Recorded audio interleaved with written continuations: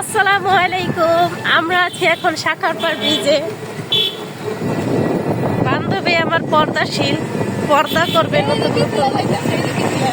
এই যে বান্ধবী চলে যাচ্ছে গাড়িতে করে। মানুষ বলে রোজা রমজান মাসে মানুষটা মানে রোজা রমজান মাসে শয়তান মাইনতে রাখে। আমার বান্ধবী কেমনে ছাড়া পেয়ে গেল এইটাই বুঝলাম না। আমার বান্ধবী বলতে আরো আছে চারপাশে, মানে অনেক শয়তান শয়তান কিছু আছে, তারা তো বন্দি হইল না। পরিচিত একটা শয়তানও বন্দি হইল না। তার মানে কি বুঝলেন? মেন শয়তান তো বন্দি আছে, মনের শয়তান বন্দি করতে পারে নাই কেউ, তাই না বান্ধবী? না হ্যাঁ, দেখছেন বান্ধবীও সহমত করে। তো কথা হচ্ছে শ্রীনদী বাজারে নাকি অনেক মজার একটা হালিম বিক্রি করে। ভাবতেছি একদিন সন্ধ্যায় খাইতে যাবো। বান্ধবী যাবা? কুঞ্চলতা ইফতার করতে যাবা? আমরা একদিন কুঞ্চলতা ইফতার করতে যাব। আপনারা কে কে যাবেন আমাদের সাথে? গেলে কমেন্ট করেন, বুঝছেন? যাবো আপনার টাকায়, খাবো আপনার টাকায়, খরচ দিতে পারলে আমাদের নিয়ে যাবেন নাকি?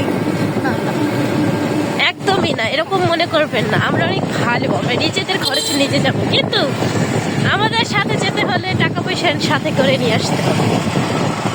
আমরা কথা বলতে বলতে চলে এসেছি আনন্দরমুড়ি। আনন্দরমুড়ি এই আম গাছটা এত পরিমাণ আম ধরে, এত পরিমাণ মজা।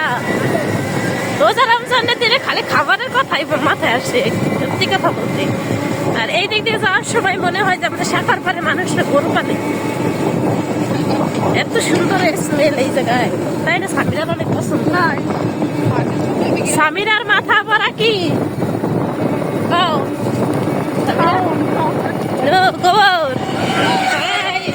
ওই যে আমাদের স্কুলের গাড়ি গেল, আমার বাচ্চারা হাই দিল। বাচ্চারা বলতে আমার স্টুডেন্ট। তো ইতিমধ্যেই আমরা চলে এসেছি আমাদের শাখারপাড় স্কুল মাঠে।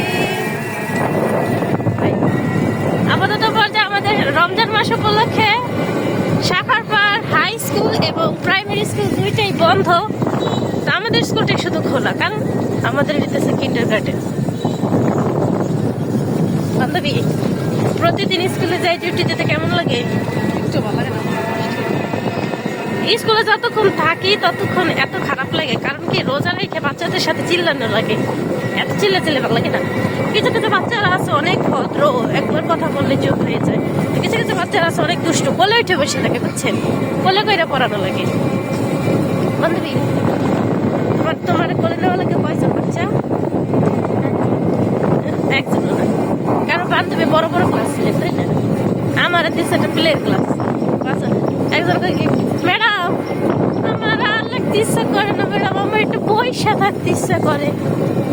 আমাকে ম্যাম আমার একটু খাবার খাইতে ইচ্ছা করে। তো আমি বাড়িতে চলে এসেছি গাইস।